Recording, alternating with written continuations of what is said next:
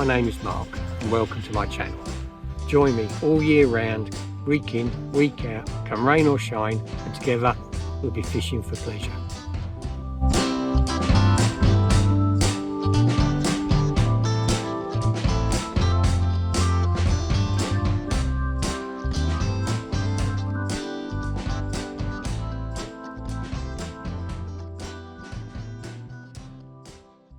People have asked me about tying my rigs with single hooks without any crimps using knottable material.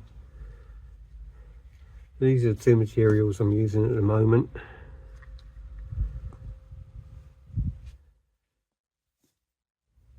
Soft strand, 28-pound breaking strain, and AFW 1x19, 35-pound breaking strain.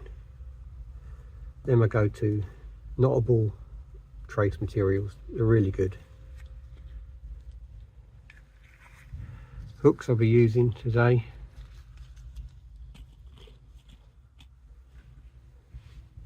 Owner size 1 in red,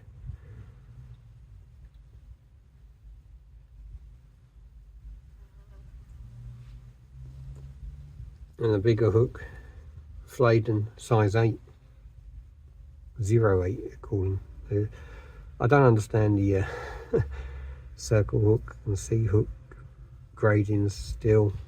You know, I get 01s and they're smaller than 1s. I get 4s, they're the same size as 01s, so I don't know. But that's the hook size I use for my large bait.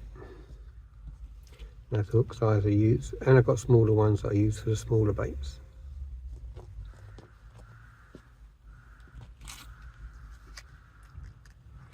Material I'll be using for my anti-tangle sleeve, I don't use anti-tangle sleeves. I use solid bag stems. They're a bit longer and they're a lot stiffer and do a cracking job kicking everything away from the running line. And obviously swivels. Tools I use: I don't use braid scissors. I use precision wire cutters. They're so much better. Always get a clean cut.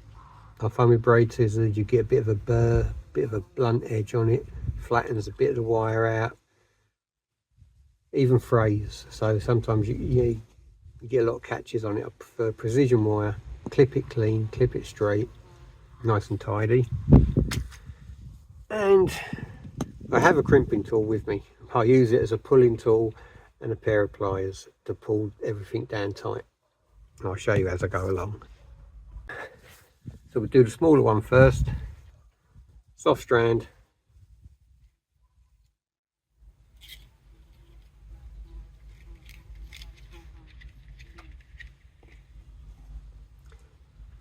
(10 to 12 inches). A bit longer than my tackle box I always cut.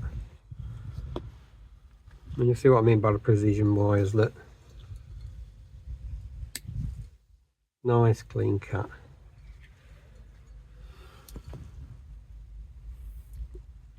And that's a shorter trace, it doesn't matter. And what you want is you want 2 loops, one at each end, tied with a figure of 8.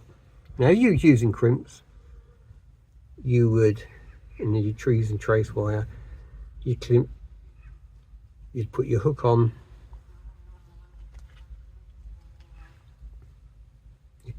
thus, and you crimp it. That way it's crimped on and it's got total movement. I say we're not doing that today. Hook of choice for my, I use both materials for both hooks, but I'm just using one of each just to show you. The hook end has to be a bigger loop. I'll show you why. So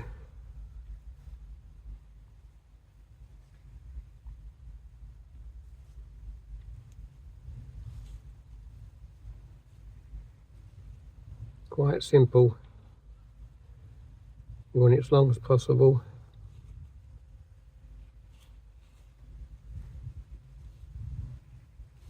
That is your figure of 8.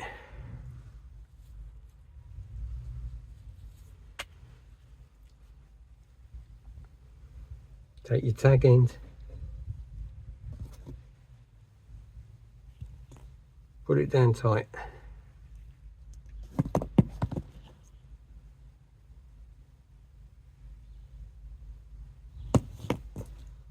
Your loop end,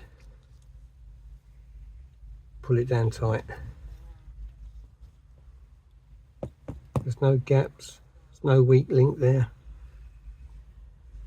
Take your precision wires,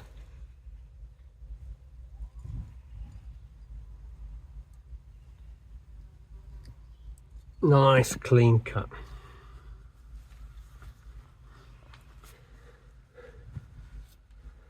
And the reason I have a long loop, as you'll see, circle hooks always go through the back of the hook. I'll explain why in a second. It goes through the eye of the hook. It's wanting a big loop on there, goes over the hook length and it's out. And you want it out.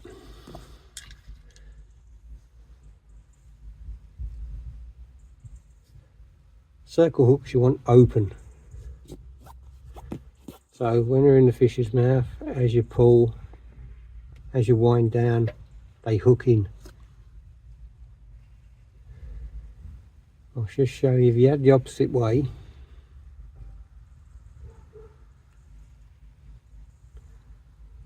we'll go through the front of the hook.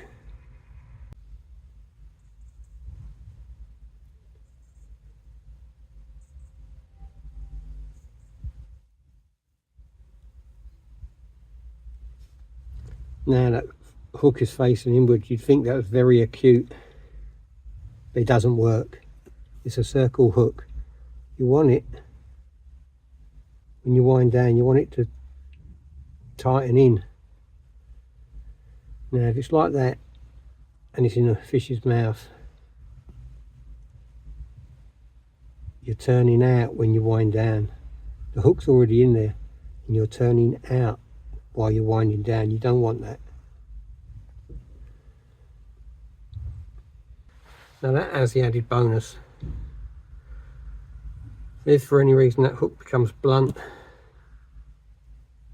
or compromised during the course of your session, quickly undo it and change the hook.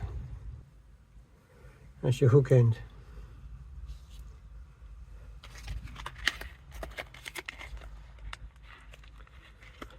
Before you tie the loop in the other end, always put your anti-tangle on first.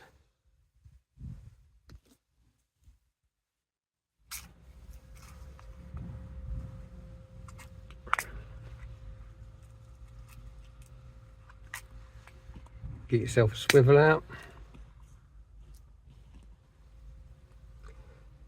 Again, figure of 8.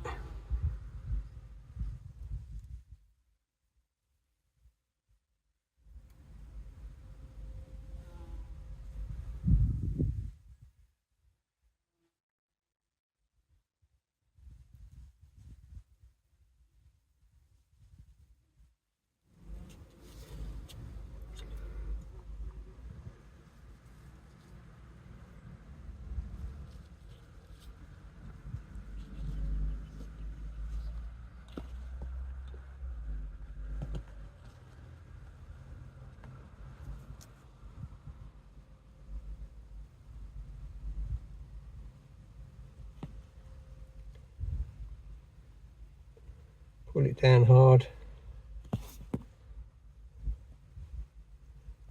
When everything tightened up, pull the tag end down hard.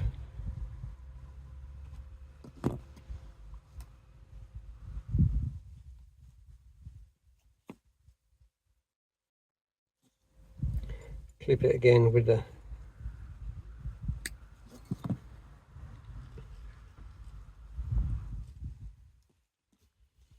reason you don't need a big loop on the end is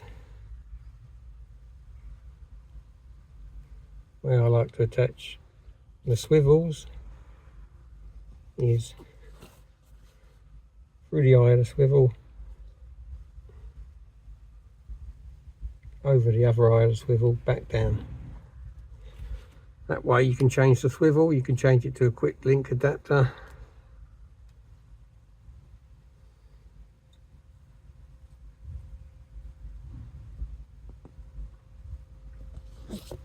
Pull everything down tight.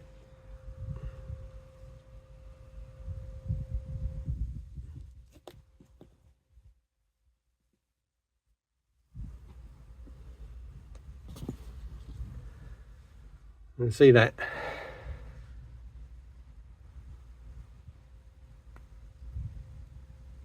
That's on your paternoster rig. It's kicking that out a couple of inches away from the running line. If it's not, if it's a static dead, it's kicking it away from the lead. Reduces the tangles, it's brilliant. And there we have it. There's one, quite short for me. That's my single circle hook rig. That's a bit dirty there, so I can clean it up.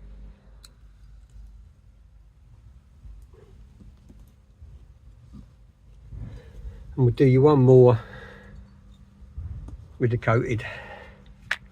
So that is your soft strand. I use that for your perch fishing, zander fishing, and small roach baits. I use that one for really.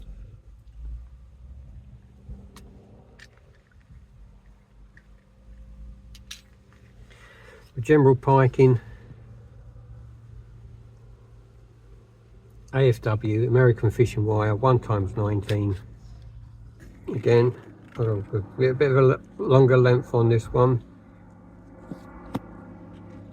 Again, cutting this, you can cut it with braid scissors, but I say I prefer a nice clean cut with a wire crimps. Look at that. Nice clean cut with the wire cutters.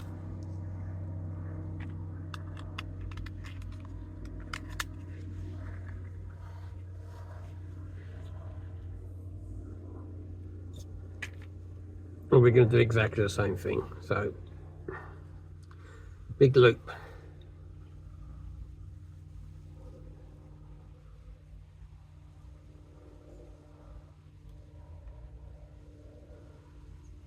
Figure of 8.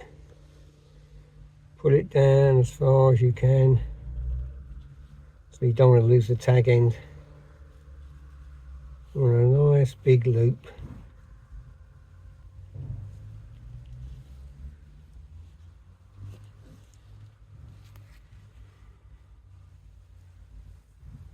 Again, pull it down hard.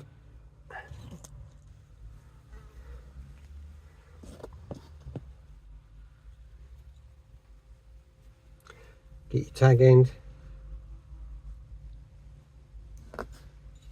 Pull that down hard. That's your loop done. Nice clean finish with the wire cutters.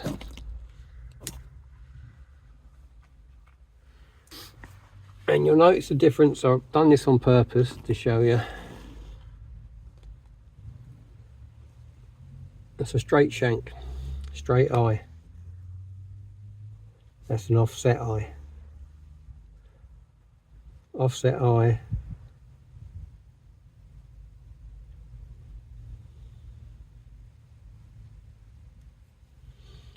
Go through the back of the hook with an offset eye.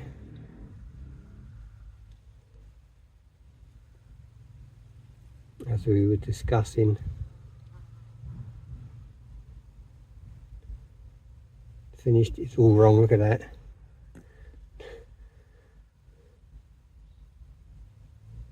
Yeah. It's in the mouth that way, it's not going to hold. It's in the mouth that way, it's definitely not going to hold. So, offset hooks. You go through the front of the eye. I know it seems like a lot to remember, but with this system, once you've put the hook on, you can tell if it's right or it's wrong. Now all of a sudden, look, they look exactly the same. And it's going to come into the scissors every time. Look. That's the pike's mouth. Takes whatever bait's there, and then that hook, when you're winding down, that hook is going to catch in the scissor every time. Pike comes in, bites down, every time. You want your hook open. You don't want it at 45 degrees like that, and you definitely don't want it at 90 degrees like that. Nice and open. Show you again. Takes the bait, you wind down, it's nailed. Now, I made a lot of mistakes with circle hooks in the past. But if you're using knottable, you got to make sure you got the hook position right. So straight shank, straight eye through the back, offset eye through the front. Of course, if you're using trace wire and crimps, the hook would be on a loop, so it'd be like a 360, so it doesn't really matter.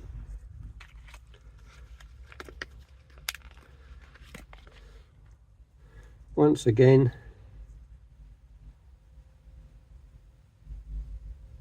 before you tie the other loop, put your anti-tangle sleeve on.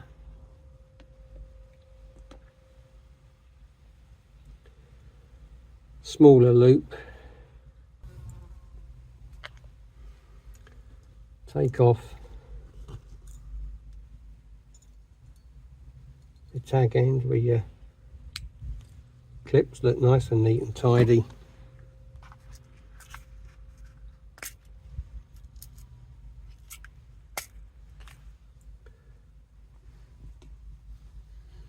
Again, swivel attachment through the eye of the swivel, over the eye of the opposite swivel, pull down tight.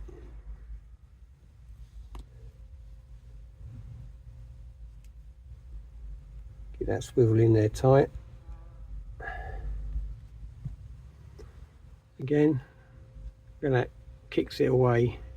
Now that's your paternoster. That's kicking that 2 to 3 inches away from your running line.